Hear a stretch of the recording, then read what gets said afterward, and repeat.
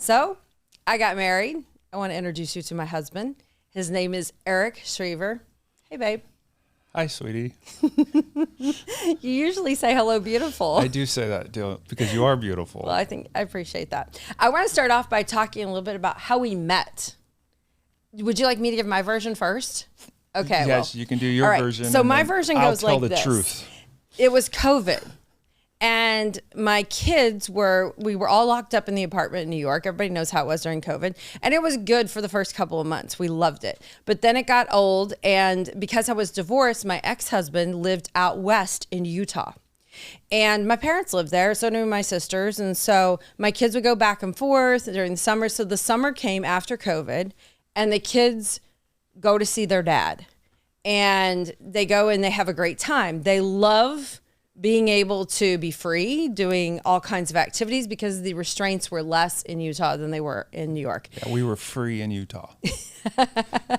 So they loved it. They had a great time. And I kind of panicked at the end of the summer. I'm like, they're going to want to stay there because that was a routine to go for the summer to see their dad. And sure enough, my daughter calls me and she says, hey, can I stay and go to school? And I said, sure. And I thought I was brilliant as a mother because I said, you're going to have to stay a year back. She was in the 9th grade. So you're going to stay in the 9th grade instead of going into 10th grade because then you'll come back to New York. So right. This was the plan. And it went pretty well. I was coming back and forth, from Utah to New York, and it was fine. But then she's like, I really want to stay. And I was not happy about this because I didn't want to be away from my daughter. And I was hosting her and some of her friends. We go to lunch and I'm talking to them about school. And I'm like, hey, who's your favorite teacher? What's your favorite subject? This was when you were in Utah visiting. I was in Utah visiting. That's right. Thank you. Help me with the story if I mess it up. So I'm asking the girls, what's your favorite subject? Who do you like? Best teacher? Who's the most popular? And then I say, who's the most eligible bachelor? And in my mind, I'm thinking they're going to say a 16-year-old kid, right? No, they think bachelor and they think, TV. And so they thought of a single dad. They thought of Mr. Schriever is available. And I thought, well, who's Mr. Schriever? And I think it's a teacher. No, it's not a teacher. It's a dad of one of our friends. I said, well, let me see. Give me some Instagram or something. What does he look like? So they pull up an Instagram picture of him. And I'm like, okay. And I said, how about I just message him? They're like, no, this is terrible. It's mortifying. And I go ahead and I say, I'm going to message him. And I said, hey, Eric, I am sitting at lunch with some high schoolers and they say you're the most eligible bachelor. And so I thought I would slide into your DMs and say, hey. And you messaged me back and we eloped 37 days later. Back to you. Oh, what's wow. your story? That's how I saw it. Well, I was minding my own business. I was just coming home from a trip with my kids. We were in Cancun. Which is why your picture looks so good. Well, are we going to show the picture? Yeah, we can show the picture. Right. You did look good. All right. So I was minding my own business. And then all of a sudden I get this message that came in through Instagram. And as the most eligible bachelor, that's happened once or twice before. Really? Yeah. I didn't know this part. And so I didn't think much of it, but I'm also not very familiar with what all the things are on social media, because then I asked my kids, I was like, what does this little blue check mark mean? And my kids got all excited. They're like, Dad, she's verified. I'm like, what does that mean? I had no idea. And they go, well, she's popular, or she's well known. And I said, okay. And so I ended up stalking you a little bit, just like you did me, to find out who this woman is that's sliding into my DMs. And then as I saw who you are and your history and your background and your education, and she was beautiful too, I decided to respond back. And the funny thing is we started texting back and forth, and he said, well, we could meet up tomorrow. And he invited me to go to a gingerbread house. What party? It's just a bunch of us single, men and women. Not going to bars, people. Making gingerbread houses. Not in Utah. No bars in Utah. So I think, well, gosh, he wants to meet me. That's cool. But I also kind of think, well, he wants to introduce me to other singles, so I could meet a guy here. No, that's not what you were thinking. I was kind of thinking it. Oh, you were excited to go because, in fact, your daughter spelt the means that it took you 3 hours or something to get ready to meet me. I did want to look good. I did Right, take 3 hours, right. but I wanted to look good. That's true. So we get there to the party. I want to tell people this little tidbit too. We get there to the party. We don't go in right away. We're sitting out in the car talking. For about an hour and a half. Right. Before we go inside. We're talking, and he says, I want to warn you that there's some people inside at this party that I've had to friend zone. Yes. And I thought, what is friend zone? What do you mean you friend zone them? It means that there was at least 3 girls in that party that showed some interest, and I made it perfectly clear that I was not interested, so I put them in the friend zone. So we go into the party. I get the death stare from several people. At least 3. And one of them says to me, not kidding. Immediately. Not kidding you. When are you going back to New York? That's what she says to me. But anyway, so we had a great time. We hit it off. We see each other. And then I leave and I go back to New York. Right. Well, we have a couple of dates, lunch dates the next 2 days. And then you fly back to your New York style lifestyle. And then we continue to communicate over that week or so. I did kiss you though. You did. I took her to the airport, and I think you even asked beforehand, and I said, sure. And so she gave me a little peck, and it was wonderful. So then we continued to text back and forth. She was working at ABC at the time, and so it was kind of fun. She would put me on FaceTime while she was doing the weather, and so I got to see, she'd put it right there, and I'd be able to see her, and she'd call me in between hit pieces, or what do you call them? Hits, I think is what they're called. And so, but we made plans for me to fly out to New York and what made you fall in love with me though? We'll get to that. Okay. It was kind of love at first sight, to be honest with you. I had never met someone more impressive and Don't start crying. This is a podcast. Don't start crying. Right? Yeah. But sweet, right? I love you. I love you too, babe. But what I remember one thing that you did. You gave me my own personal forecast. Remember that? Yeah. I got video. On video. She goes, it's. I can't remember what you said. Blue skies in New York. Come visit. And no, something like that. No turbulence on your flight to New York. But there was definitely 3 things. Is that where we want to go? Sure. Yeah. 3 things that while we were in New York that just solidified that I'd never find someone more incredible. You were in the process of moving apartments, and you were going to wait for me to leave. 69th Street to 76th was a big move. Yeah. 7 blocks. Right. And you had already started packing up, and you were going to wait for me to leave before you made that move. And I said, no, I'm here. Let's get this thing done. And so that's when I fell in love. And so you had just got off of morning shift. And by the time you got home to the apartment, you had already organized all these, I always mess The task rabbits. The task rabbits. Like 3 or 4 people just show up and they're there to move. They're the best. And I'm thinking, okay, this is pretty sweet. Task rabbit is like a random to do anything you want to do. You go on task rabbit and say, hey, I need this person to do this. Then they show up and you can get them there in a matter of minutes. Right. So she organized that, and I said, all right, so where are we going to load this stuff? And she had already organized. I mean, we made the decision, I think, while she was doing the weather at ABC that morning. About 8 o'clock in the morning. Yeah, and by the time she got home at 10 or 11, these task rabbits were there. She had already organized the U-Haul, and so we went to the U-Haul place, and I'm thinking, I'd been to New York once before, and I was like, is she going to expect me to drive this big, massive truck through Manhattan? And nope, she got right into that truck. She drove it back to the apartment, and then like the waters parted, and there was a spot there for you to park, but you had to parallel park, and you did it. I was like, oh my gosh, I've never met a woman like this. like she parallel parked this big U-Haul right in front of her apartment, and so that was the first one, and we got that done. I think it was the day after or whatever. We went out to eat. Where was the place that we went? I took you to Brooklyn. We went to the Brooklyn Bridge. We walked over the Brooklyn Bridge, and we had pizza underneath the Brooklyn Bridge. Okay? It was very romantic, and it was very cool of me to take you all around New York. Beautiful blue skies. I still have those pictures. And so we went to have some of the best pizza in the 5 boroughs. It was fabulous. I'd never had New York pizza before. I wish I could remember the name of the restaurant. Maybe we can look. It's very famous. Right. And then in the midst of eating the pizza, you chipped your tooth. My tooth broke. Right.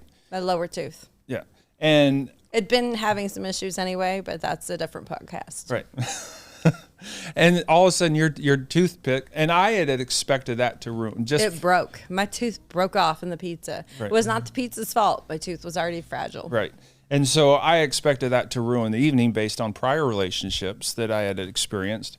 And no, you just played it off like it was no big deal. I have pictures of that too. Right. She was like playing with it with her tongue in between there. And she was like, how's this going to look on TV? You know, things like that. And so no, you didn't stress out about it, no anxiety. And she calmly called her, I guess, a personal dentist or somebody. My normal dentist. And talked to the guy into coming Gold. Talked the guy into coming in after hours and met her at the dentist office and got it all worked out, with retainer. Anyway, very impressed. This woman she didn't need me. She didn't, she was very independent, and I was impressed with those two things. But I think the final thing that really solidified the deal that I would have no hesitation marrying you after 37 days is she was. No. You left. You went back to Utah after that. You were there a couple of days, and you had to leave to go to Utah. So I was back to solo New York life. Right, and you were out running an errand, and I think we were talking or something. I was over at the grocery store in Central, and it was still kind of COVID-ish, and so I had a mask on because also my tooth, right? So I had the mask on, no one could see the tooth. So. Right. And then you got a call from the studio saying, we need you in right now to do a hit. Someone was sick, you got to come over. So the 6 o'clock news is about 4:45, 5 o'clock. Yeah, come right over. I had my backpack, which backpack will travel, got myself over to the studio, and I was like, give me my dress. Boom, I'm here, 6 o'clock. She has like 1,000 dresses at the studio, so she had plenty to choose from. But what she had forgotten was the retainer with the tooth. Right. And so now she's in this situation where she's got to go on live. Toothless. And instead of panicking, she calmly reaches into her backpack, pulls out a white Jelly Belly, sticks that Jelly Belly in where the tooth's at, and proceeds to do the weather for the next half hour. It was only a 30-minute newscast. Right. And I just said, there's never going to be another woman like this. Never, ever.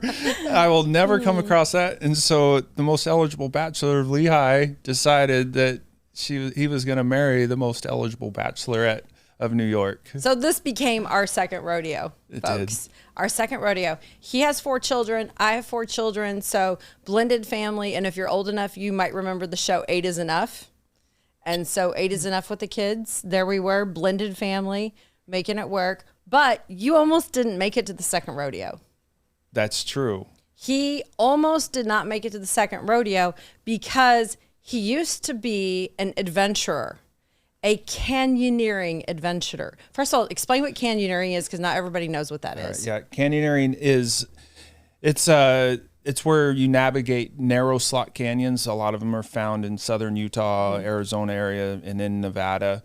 It's where over millions and millions of years the water has flowed through, and through erosion has created these beautiful narrow slot canyons that you can navigate and canyoneer. And in that process, a lot of it required you have to swim, you have to climb, you have to rappel, and so it's an adventure. Some of them I usually went on, day long, maybe a couple of day trips where you just backpack in. It's a beautiful part of southern Utah that we're used to do it. I mean, as you described, the weather is what creates these. It's just absolutely incredible. The colors, the wind has cut through and created these slots. It's absolutely magical. So I can see why you love to do it. It's really, really amazing. But on some of these adventures, it can get a little hairy. You're scaling down, climbing up. There's been times where we've got into these narrow canyons and there's still snow left over because the sun doesn't reach it. And so you have to navigate all of that stuff, and you get deep pools. You come across 300-foot cliffs that you have to, grab your rope, put it down the side, and Take me back to the day when you had what I call the accident. Take me back to the day you had the accident. Who were you with? What were you doing? That kind of thing. Right. So my friend and I, his name was Dave. We'd been on quite a few adventures, and we decided to do a canyon called Inglestead. It's outside of Zion National Park. Usually the canyons that you can navigate, you have to have a permit to do so that the rangers know where you're at and when to expect you home. Where to find the bodies? Yes, where to find the bodies. But this one's outside of the park, so anyone can go do it.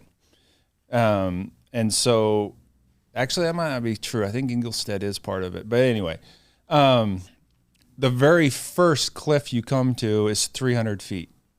So you have to rappel down this cliff 300 feet. And up into that time, I've only done, 100, 200 foot cliffs. And so part of the problem with these trails, these routes, is that you have to carry all your gear with you, and that gear gets heavy. And so on a 300 foot rappel, you really have to carry 600 feet of rope because you need, the pole line and the other line. Well, I decided that I wanted to use lightweight rope on this, and that was my first mistake. And so as I was going down, what happened? I didn't rig enough friction on this rappel. And so with about 100 feet to go, I lost total control of the rappel, and I ended up bouncing off the side of the canyon walls 4 times and then landed into the bottom of the canyon. A lot of people would say, sure, you fell 100 feet. Yeah, no one believes because that. no one would believe that you would survive that. But the craziest part is, while you weren't willing to carry rope, extra rope, appropriate rope, his partner was willing to carry a video camera. Which, how many years ago was this? How old's Ethan? 15. He's my boy. Ethan's my boy. He's 15. He was a 15-year-old video camera. Can you imagine how big that was? Right. So that was So because he was 2 weeks prior to him being born is when this happened. Right. So he videos this and he catches your fall on camera. Right. And in the video, which I'm going to play for you, you'll hear him, not only Eric's body bouncing off the canyon walls, but you hear him say something like, "Hey, dude, you okay?" That was my friend Dave says it from the top. After I'm slammed into the bottom of the floor, his only reaction is, "Dude, you okay?" And luckily I survived it. I had when I fell, I just grabbed as hard as I could with the rope. So I had rope burns, and then, my ankle twisted a little bit. Were you wearing a helmet? No, I should have, for sure. No helmet, Hey, what really happened? no protective gear, but you survived. I've absolutely survived. Then that was just the first rappel. I had another, I don't know, it was probably 12, 14 other rappels I had to do after that. And I didn't get out of that canyon and back into civilization for another 16 hours. And so it was a difficult trek. My hands were absolutely destroyed. Any internal injuries? So that's a funny story. So we get through the ordeal, all those other rappels, swimming, down climbing, every imaginable obstacle you could have. And we finally make it to the hospital because my hands by this time are just rotted with the scars and the burns.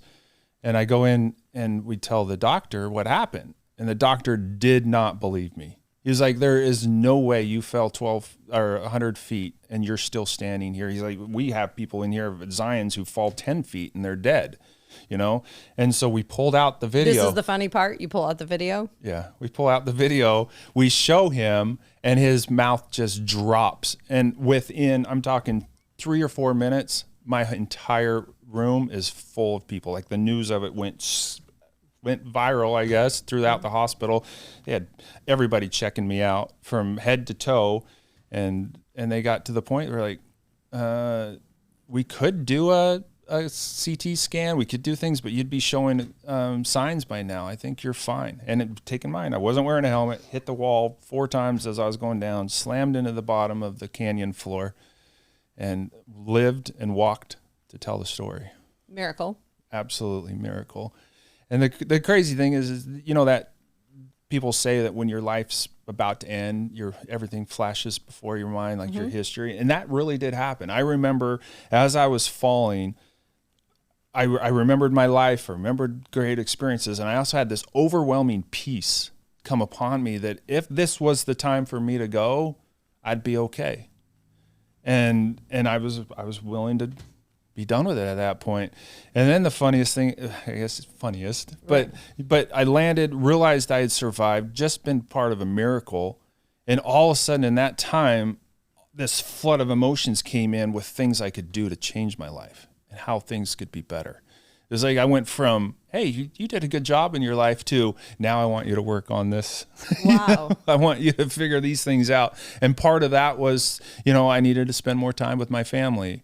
That these adventures I were going on, these dangerous things, probably weren't such a priority.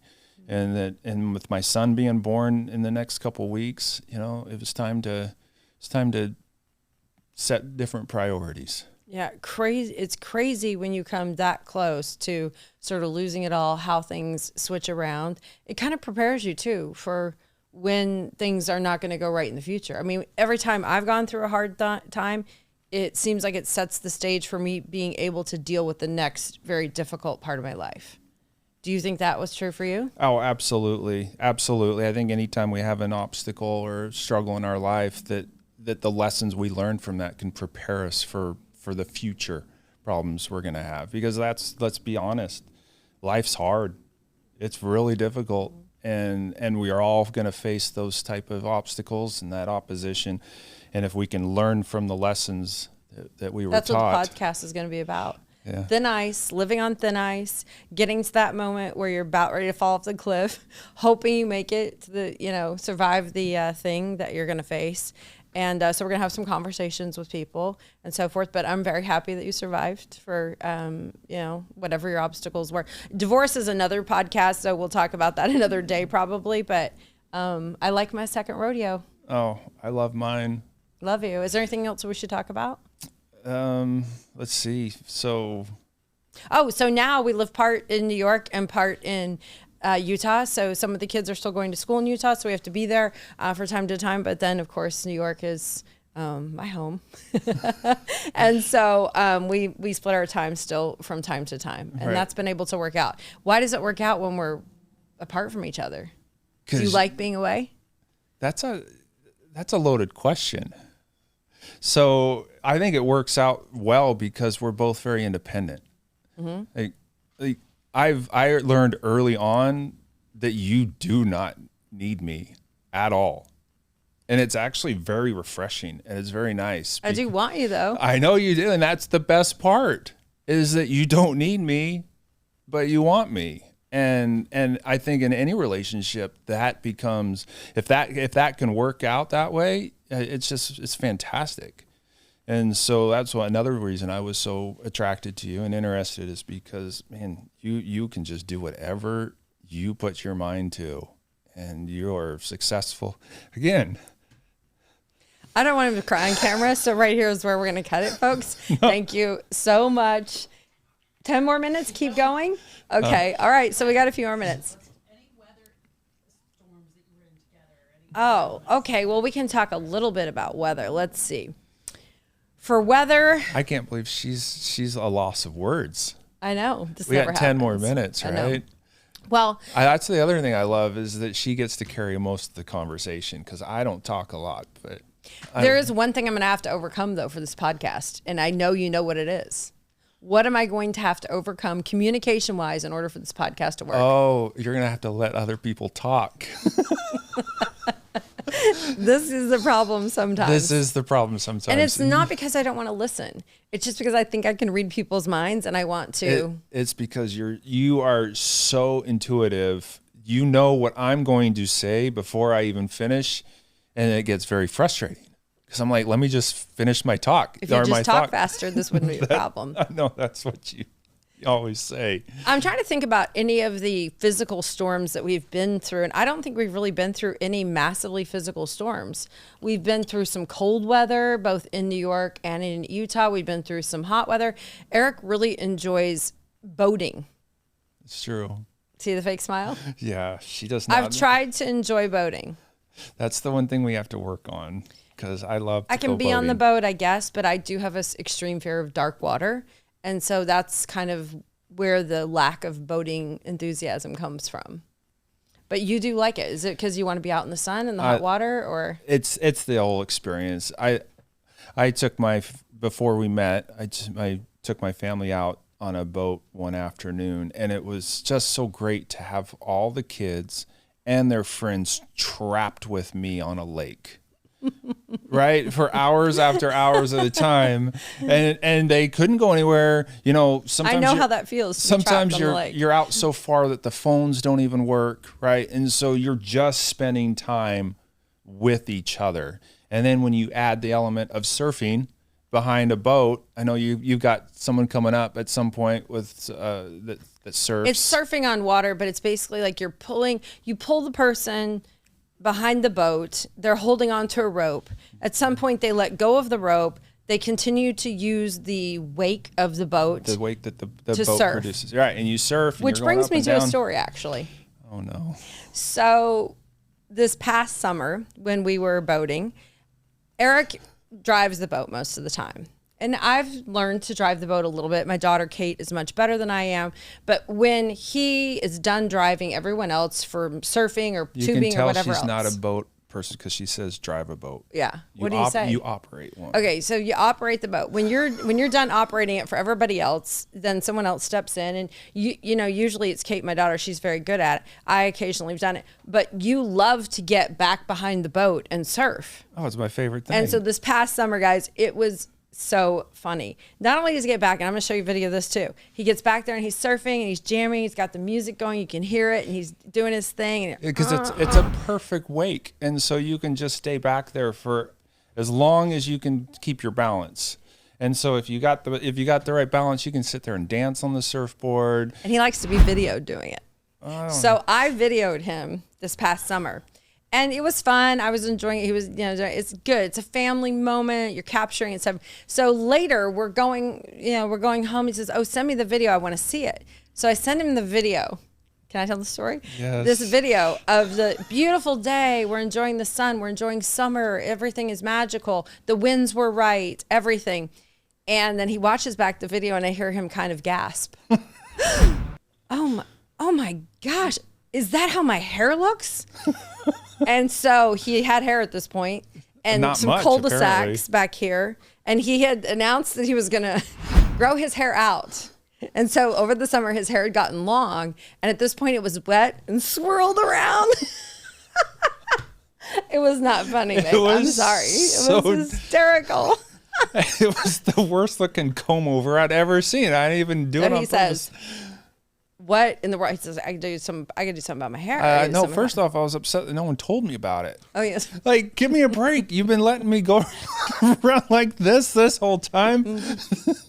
But We hadn't been in any windy settings or wet conditions to really see the damage that had been done here. Oh my gosh, it was so bad. It was bad. So, but I was very optimistic, and I had a friend recently who'd been to Turkey to get implants. And I said, "Hey, we could go to Turkey and you could get implants." hair implants. That is. Hair implants. Whatever.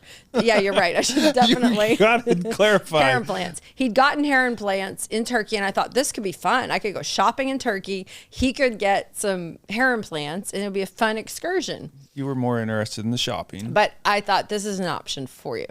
And then also we had a friend in our congregation at church who had recently appeared with hair. Yeah, he was bald, and all of a sudden he showed up with hair. I was like, that's amazing. And so I thought, I bet you anything he's gone to Turkey.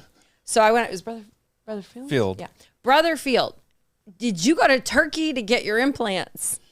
And he says, "These aren't implants. It's a toupee." And so I said, "What?" He says, "Yeah, this is a toupee." And he was very proud of it. It looks so good. It looks so good. He says, "I went up to Salt Lake. I got like this toupee." 10 years younger. He's like, "I'm getting it cut on the sides every week." And so I thought, okay, no, we could do the implants in Turkey. That would be fun. Toupee's not as fun, but it does look very good. And then I gave you the third option. I said, or you could just shave it, see how it goes. Right. And I love the bald head because I really feel like it brings a toughness to you that you need. Oh, Because you see how he cries every time he talks about me. We That's need a true. little edge a little here. edge. And the bald head brings the edge. How have you liked it over the last several months being bald? I've actually enjoyed it. you know, and the haircut's cheap. So Is it colder with no hair? it's so much colder. It's so much colder, and you got to protect it in the sun. Because heat is released through your head. Right. But the fact that I can get up and I can be ready in 2 minutes, you know, I don't have to do anything with I guess I didn't have to do much. Are you saying the turkey trip is definitely off? I think so. I think we'll stay bald. Much Okay. easier. All right. So. All right. Okay. Well, thank you so much for being on the podcast, Thin Ice, and Life on Thin Ice. I hope that we're able to create some, you know, sturdy foundations. Absolutely. And I love you very much. And I'm grateful I to love be you a too. partner in that. I'm going to reach across the microphone and give you a little kiss. I think that hit it. We should try it again. Okay. All right, one more time.